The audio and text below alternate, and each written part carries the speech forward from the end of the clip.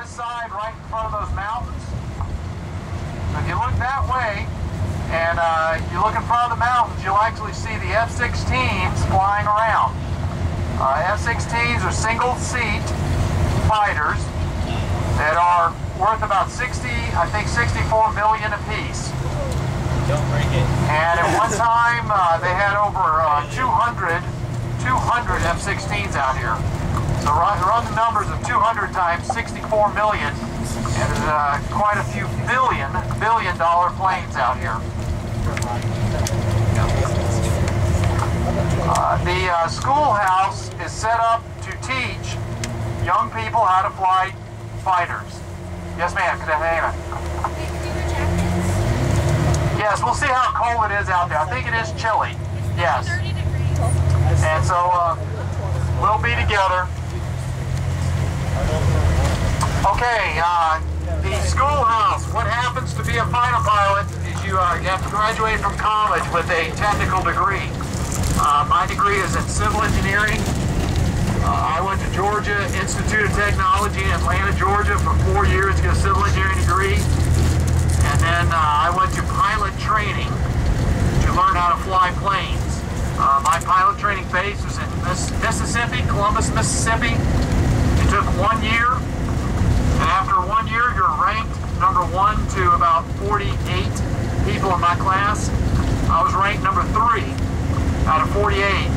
And I got to choose the plane I wanted to fly. I flew originally the F-4, which is a fighter at the end of Vietnam. And then I got moved to the F-15. And I actually came right here to Luke Air Force Base to fly my first F-15 sorties. It is a schoolhouse. This whole base exists to teach fighter pilots how to fly fighters. Sort of like a gun. Anybody can pick up a gun and shoot a gun, but can you shoot a gun when people are shooting at you and you not get shot? So flying planes is not a big deal, but when you're trying to employ it as an instrument of war and not get shot yourself, it's kind of challenging. The reason Luke Air Force Base is here and it's so successful is that it has all this huge desert around here, including south of these mountains. On the other side of those mountains is the largest bombing range in America. It's called the Barry Goldwater Range. It goes for about 300 miles east and west. It goes all the way to the border. I've flown supersonic over it every day, and you can actually go down. They have fake cities out in the middle of the desert, and we actually go and attack cities and airports out in the middle of the desert and drop bombs and do it like that. The training here to be a fighter pilot is about 6 months, and you start flying simulators first. You take about 6 or 7 written tests before they even let you go into a simulator. Then you fly the simulator for about a month before you even let you touch a plane. And then you actually go get in the plane and take off and fly around. There are 2-seat versions of the F-16, and the 2-seat version would put an instructor in the back like me, and I'd fly in the front, you guys would fly in the front, and you go out and learn how to fly the plane and then solo. The first kind of flying is challenging in that you have to learn how to do air-to-air combat and shoot down another plane in the air while you're going about 500 miles an hour. So if 2 planes are going 500 miles an hour, that's about 8 miles a minute. And you think about that's about a mile every 6 seconds or 7 seconds.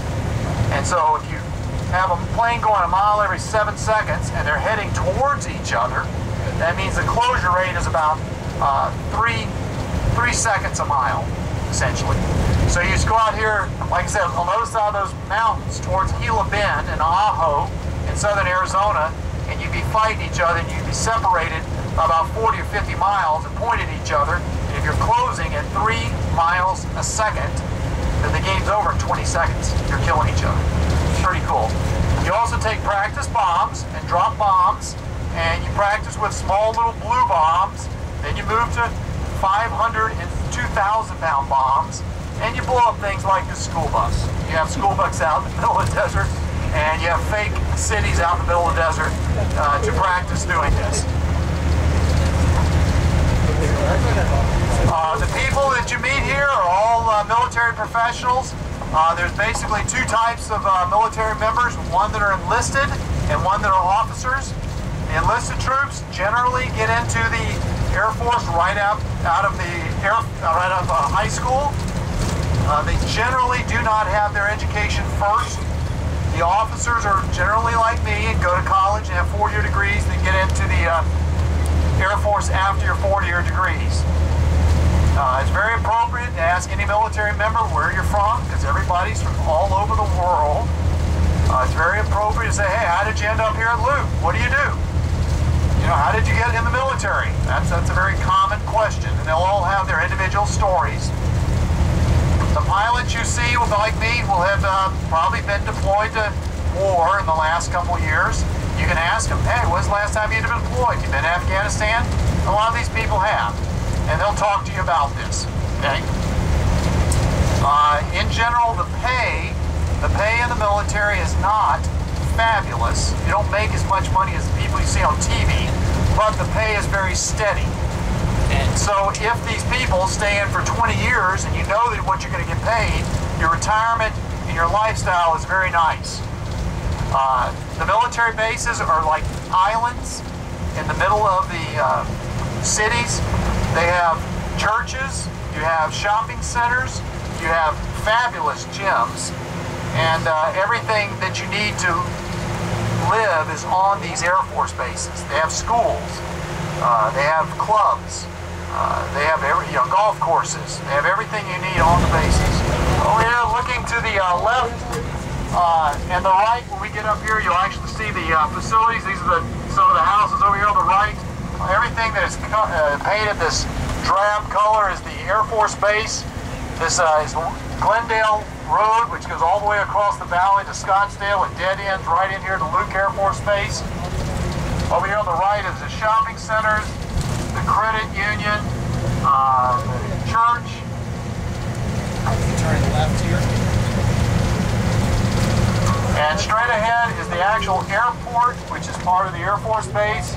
And again, you'll be seeing the fighters take off and land, making a lot of noise, and realize the noise is the sound of freedom.